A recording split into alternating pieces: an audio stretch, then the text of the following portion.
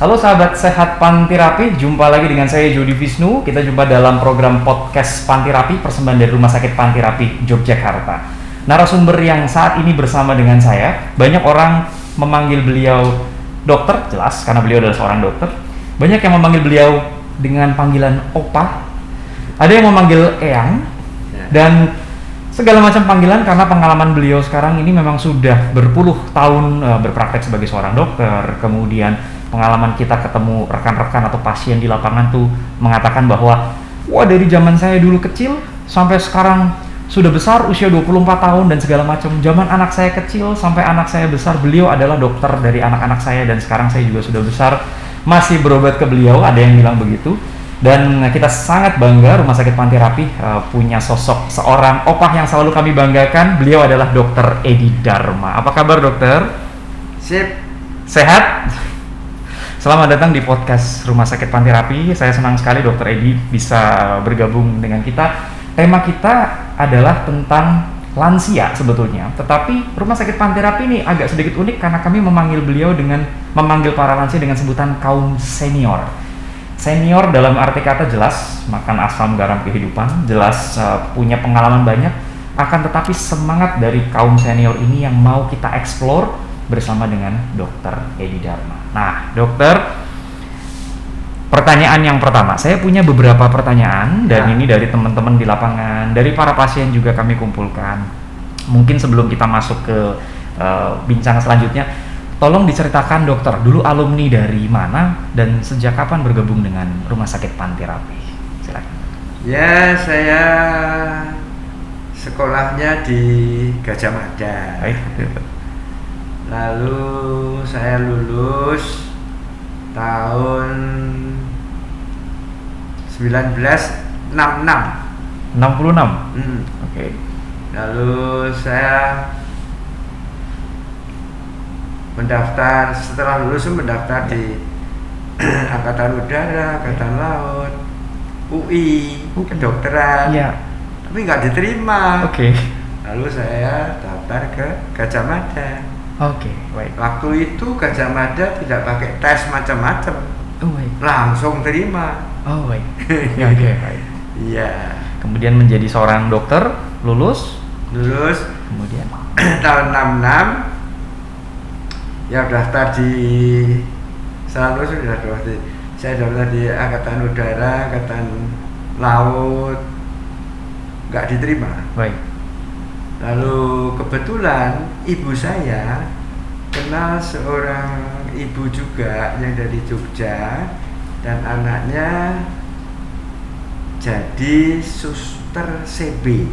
Baik. Lalu dihubungi, akhirnya saya bisa masuk. Tapi status saya waktu masuk sini adalah pegawai negeri diperbantukan. Baik. Jadi nggak 100% pegawai negeri, dan juga tidak 100% Pantirapi. Baik. Sehingga pensiun saya ini dari negeri. Baik. Baik. Jadi tidak dari Pantirapi. Baik. Itu tahun join bergabung ke Pantirapi sebagai waktu itu PNS di luar, kemudian diperbantukan di sini tahun berapa dokter? Saat langsung itu, jadi 66 selesai langsung daftar sana sini, akhirnya masuk sini ke Rumah Sakit Pantirapi. Oke. 66. Tahun 66. Jadi 66 Rumah Sakit Pantirapi dulu, kalau sekarang kan megah dengan gedung dulu gimana dokter? Pengalaman dokter pertama kali. Dulu sangat sederhana. Oke. Bangunannya juga bangunan kuno. Kalau sekarang waduh sudah nggak bisa diomongin lagi. Ya, sederhana, dan waktu itu yang kuasa di Pantirapi adalah para suster. Baik. Direkturnya, direktrisnya, kepala bagian, semua suster. Suster biarawati dari radiologi, apotek, semua suster, kepala bagiannya. Jadi dokter tuh waktu itu saya masuk yang direktur adalah Dokter Sutarto. Baik. Yang menjadi kepala DKT. Oh baik. Tapi sekarang dia udah brigjen. Oh baik. Waktu itu kolonel. Baik. Baik. Tapi dia jadi brigjen. Oh baik. Nah. Dan apa dan waktu itu yang menjadi dokter di sini itu hanya bisa dihitung. Oh. 1, 2, 3, 4, 5. Dah. Dan senior UI dari UI semuanya. Dari UI ya. Dan kebetulan tidak semuanya, kebetulan yang menjadi dokter bagian anak-anak adalah Profesor Dr. Ismangun. Oh baik. Dan tahun 66 itu masih ada G30S. Oh, baik. Nah itulah itu yang bikin beberapa dokter lebih baik di rumah daripada harus kerja. Nah, termasuk Dr. Ismangun ini karena dia sudah ya ada senior, dia dari rumahnya di sana itu jauh ke Pantirapi itu. Ya, ya. Dan keadaan G30S itu tidak aman sama sekali, lalu dia jarang masuk, jarang visitor. Nah kebetulan saya masuk itu, nah, saya gantikan dia meskipun saya hanya dokter umum. Saya gantikan dia. Nah dari situ saya lalu mengenal anak-anak. Dan kebetulan waktu itu, bukan kebetulan ya memang kepala bagian anak-anak itu adalah seorang suster CB, orang Belanda. Nah dari dia aku belajar banyak yang aku nggak pelajari di sekolahan. Belajar banyak ya, dari situ. Lalu saya juga ikut ke bagian anak-anak yang baru lahir. Jadi namanya apa nih? Wah lali jenenge apa? Jadi bangsal bagian lahir anak-anak baru lahir. Oh iya ya, bangsal neonatus dan yang lain. Neonatus bagian lain. Ya jadi semua itu. Dan tidak hanya di bagian anak-anak, saya juga di bagian penyakit dalam. Oh baik. Nah, karena di bagian penyakit dalam dokter internisnya cuma satu. Oh baik. Dokter Suroso, ya. Oh baik. Ya. Dari situ saya belajar banyak dari suster-susternya, dari perawat-perawatnya. Ya. Semua jadi guru-guru saya yang baru. Ya. Lalu ya itulah saya mulai belajar menyenangi anak-anak. Karena saya masuk ke situ, lalu mengenal macam-macam anak-anak. Dari situ saya kenal. Dari situ kenal anak. Pengalaman yang sangat luar biasa dokter. Dan sampai sekarang banyak sahabat sehat Pantirapi yang mengenal beliau banyak menangani anak-anak. Nah, pertanyaan berikutnya dokter, apa yang dokter lihat seorang anak atau bayi, kemudian perjalanan dia, kenapa dokter memiliki ketertarikan untuk merawat anak-anak? Itu bagaimana dokter itu bisa memiliki soul seperti itu? Ya saya lihat perkembangannya ya, dari yang nggak bisa apa-apa sampai bisa apa-apa, sampai jadi perawat, sampai jadi dokter dan sebagainya. Itu saya sangat apa ya semua ini memang Tuhan punya kuasa, dan idenya Tuhan semuanya dari situ ya. Dan anak-anak, dari anak-anak yang normal ke anak-anak yang ada kelainan dan sebagainya, itu kok saya merasa tertarik untuk merawat mereka supaya betul-betul berkembang gitu loh ya. kadang-kadang saya marah sama orang tuanya Oke. otomatis itu aduh saya aduh ya aku ngamuk apa gitu Ya. Ya itulah antara lain. Oke. Jadi untuk sahabat sehat Panterapi yang pernah berobat ke Dokter Edi Dharma, anak-anak yang pernah berobat terus pernah dimarahin, jangan menyimpan kekesalan, karena memang itu adalah cara beliau untuk mencintai pekerjaan, cara beliau untuk bisa memberikan yang terbaik buat para pasien, khususnya untuk para anak-anak ya dok ya. Karena kalau anak-anak itu kadang-kadang juga sebagai orang tua mungkin ada sesuatu yang missing sehingga kan kita para dokter berusaha untuk mengingatkan.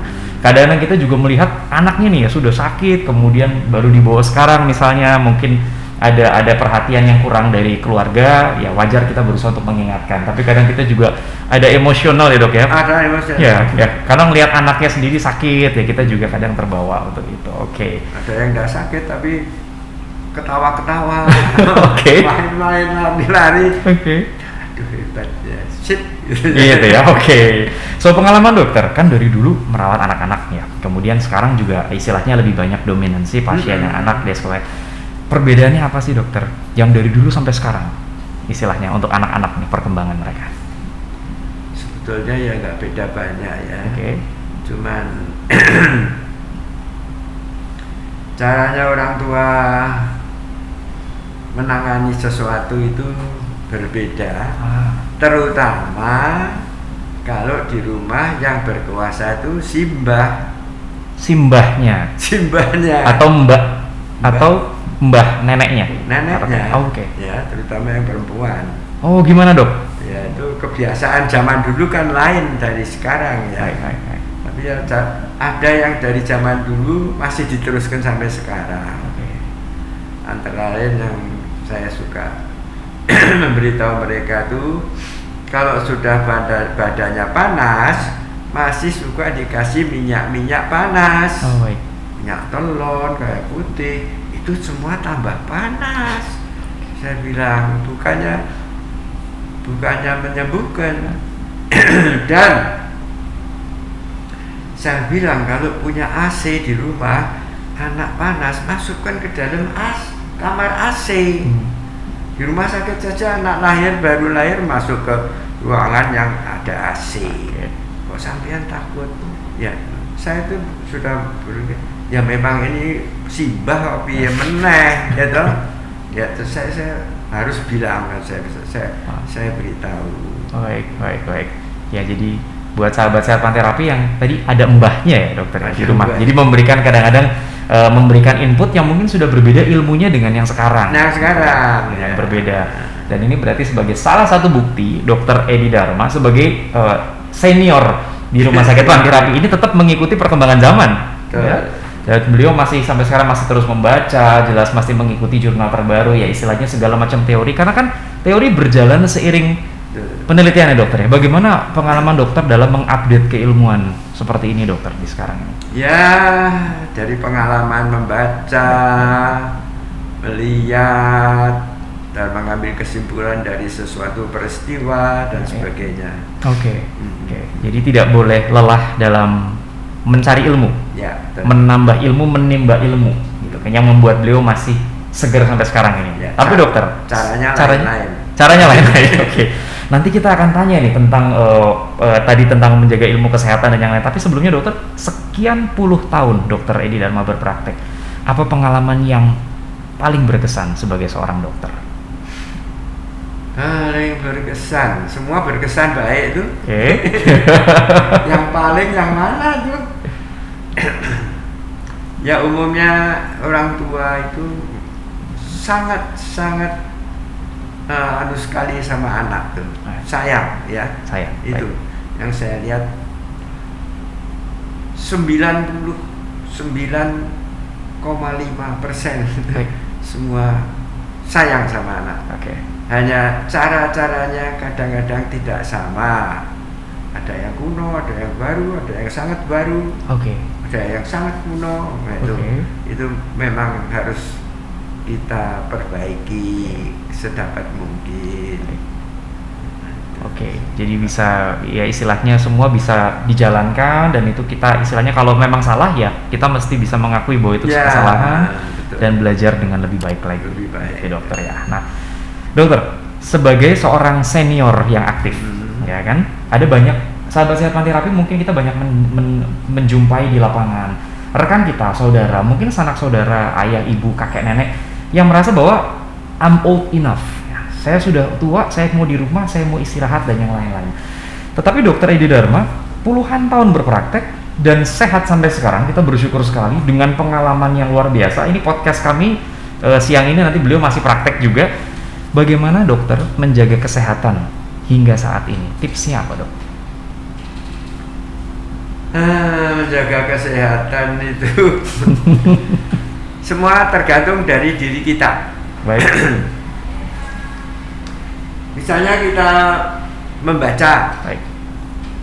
Ini usia sekian yang cocok orang ya pada aku. Banyakin sayur, banyakin buah, kurangin daging, kurangin lemak. Memang itu betul. Ya. Jadi penyakitnya itu nanti bisa macam-macam. Oh, baik. Jadi kita ikuti itu, ya. Tapi ada juga cerita-cerita yang nggak karuan, ya nggak usah diikuti. Oke, baik. Yang nggak logis dan sebagainya nggak usah diikutin. Tapi ya selalu kita juga dengar kadang-kadang orang cerita, peliharalah kakimu karena itu adalah penyangga badan. Oke. Ya benar. Kalau iso mlaku piye? Itu betul. Ya kita jaga buat jalan, buat hati-hati gitu dan sebagainya, jangan sampai patah dan sebagainya. Ya itu kita ikuti semua. Jadi kita bisa seleksi ilmu yang kita dapat. Kita seleksi yang cocok dengan saya, apa yang cocok. Oke, baik. Jadi mencocokkan terhadap kebutuhan diri sendiri gitu ya. Itu kalau dari sisi kesehatan, dokter ya. Bagaimana dari sisi spiritual? Contohnya apa spiritual? Misalnya bagaimana hubungan kita, misalnya kalau kan Indonesia negara yang berketuhanan. Jadi bagaimana sejauh mana kita mendekatkan diri kepada Tuhan dan yang lain-lain dan sebagainya. Pengalaman dokter gimana? Ya saya dari kecil itu sekolahnya di Katolik ya. Baik. Jakarta, Bandung, Garut, dan terakhir juga di Bandung itu di sekolah Katolik dan sebagainya. Yang namanya Katolik untuk saya tuh ya sudah bawaan ya, sudah masuk ke dalam diri kebiasaannya sebagai seorang Katolik ya. Oke, baik. Ya sembahyang, rosario, macam-macam ya. Oke. Dan itu semua ternyata ada gunanya. Meskipun terjadi sesuatu yang menyulitkan, tapi kalau kita ambil kebaikannya selalu ada. Oke. Selalu ada kebaikan. Oh ya ternyata itu untuk kepentinganku juga, gitu, dan sebagainya. Oke. Jadi jangan kita selalu, waduh kok orang ini toh piye toh Gusti iki piye, itu enggak benar. Kita harus refleksi diri apa yang baik saat itu untuk saya. Oke. Oh aku kudu hati-hati. Oh sebenarnya kudu hati-hati. Oke. Jadi memandang positif sebagai setiap keadaan. Kemudian percaya bahwa itu sang empunya kehidupan sudah menyiapkan untuk kita yang terbaik. Betul. Gitu ya dokter ya. Oke. Kita pasrah. Oke. Jadi ya percaya bahwa itu sudah jalan. Itu berguna juga dokter pada saat dokter sedang berpraktek. Berguna ya. Oke. Gimana? Kadang-kadang kayak, duh ini kapake ya naik. Ya wis, iki wae percaya. Pikiran lu Tuhan tolong. Bunda tolong. Oke. Oke. Itu larinya ke sana. Oke, baik. Aduh, ora kelingan aku iki. Apa ya? Oke. Cari buku ya susah toh, periksa cari betul, buku udah bisa ya. Paling cepet soalnya tanya sama yang di atas. yang paling jelas jadi kuasa. Oke.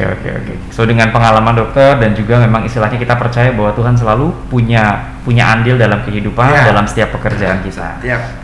Setiap tindakan. Oke. Kalau ngomongin soal kesehatan itu memang beliau sehat. Tadi sebelum kesini katanya beliau turun tangga aja masih mau turun tangga by step ya, selangkah demi selangkah gitu ya.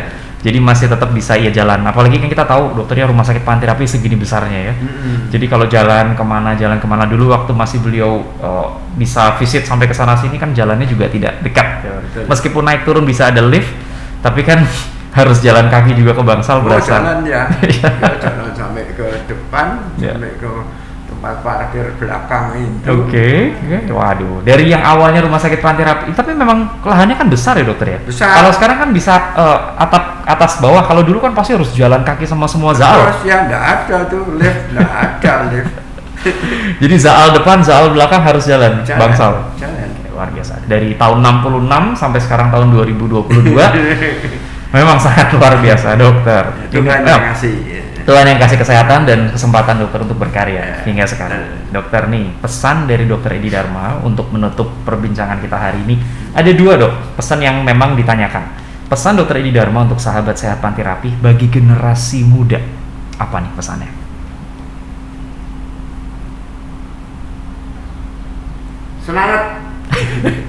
Semangat kerja ya. Oke. Dan saya selalu pesan sama anak-anak, kalau kamu pilih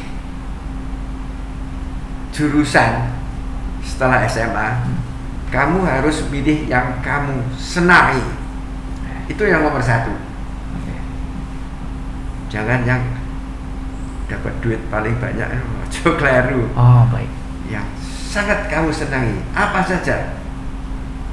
Jadi kamu bangun tidur pagi itu selalu, wah seneng aku, seneng aku meriksa. Jangan selalu bangun pagi, Allah iki meneh, wah itu pesan saya pada yang generasi muda dan untuk anak-anak. Kalau anak mereka itu mau milih apa, pilihlah yang kamu senang. Kamu, bukan saya. Ya, oke. Itu penting. Oke. Jadi tiap kali kamu bangun pagi itu kamu senang. Jangan kamu bangun pagi aduh sedih. Oke. Tidak benar itu. Ini pengalaman luar biasa dokter ya, karena kalau sahabat sehat Pantirapi mungkin terutama sekarang yang keluarga anaknya baru mau lulus SMA ini kan ya, mau masuk yang papa sama mama suka gitu kan. Nah itu gimana dok? Mungkin pernah mengalami gitu? Pengalaman dengan pasien-pasien yang seperti itu pas lagi ngobrol? Ada. Ya. Oh ini nanti senangnya jadi ini. Ya tidak apa-apa kok dia senang. Jangan sampai dia tidak senang kamu bilang. Biar dia yang milih, kita yang bayar. Ini menarik karena kalau dari Mother Teresa juga pernah bilang lakukan sesuatu hal yang kecil tapi dengan cinta yang luar biasa. So harapannya benar-benar seperti yang dilakukan Dokter Edi Dharma sampai sekarang, melakukan berpraktek meskipun sudah istilahnya menjadi kaum senior, tapi tetap beliau tidak lelah untuk hal itu. Dokter, pesan dari Dokter Edi Dharma untuk sahabat sehat Pantirapi yang generasi senior. Ya, sebetulnya generasi senior itu sudah punya sendiri ya, punya pendapat sendiri, cara hidup sendiri. Ya. Saya kira kok yang nomor 1 senior itu sudah mendekati akhir. Oke. Jadi untuk persiapannya adalah ke atas. Baik. Ya. Itu. Semangatilah berdoa. Oke. Dan sebagainya. Baik. Ingat ke atas.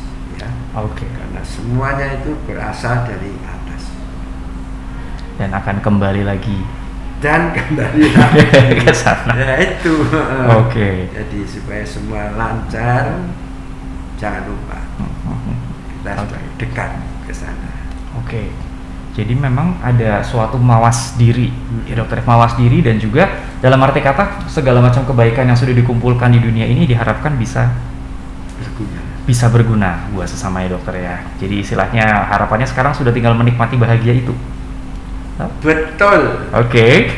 Dan kumpul dengan keluarga juga dengan bahagia, bukan dengan ngoyo. Kalau istilah kita udah masih nggak ya. Jadi di usia itu senang. Harus senang. Ya, oke. Dan menjaga kesenangan itu kan kadang-kadang senang itu sederhana ya dokter ya. Sangat sederhana. Oke. Dan itu bisa harapannya bisa ditularkan kepada sesama untuk bisa tetap bahagia. Keep spirit, keep healthy, keep happy. Oke. Dokter Edi Dharma, sekali lagi saya ucapkan banyak terima kasih. Sama-sama. Sudah bergabung dalam podcast Rumah Sakit Panterapi. Nah, harapannya dokter selalu sehat, ya. Sudah. Amin. 56 tahun berkarya di Rumah Sakit Panterapi ya. Ya. Saya berusaha tadi menghitung ya. Matematika saya tidak terlalu bagus ini. 56 ya, jadi dengan pengalaman beliau yang sangat luar biasa, dan harapannya adalah sahabat sehat Panterapi, beliau bisa sharing, beliau ini bisa menjadikan semangat buat kita generasi muda. Semoga generasi yang juga sudah generasi yang senior, di mana pelayanan Rumah Sakit Panterapi, karena kita punya klinik Golden Care dokter. Nah, Golden Care untuk mereka para senior di situ bisa memeriksakan diri, bisa berobat, bisa ketemu juga dengan para senior lain dan bisa sharing.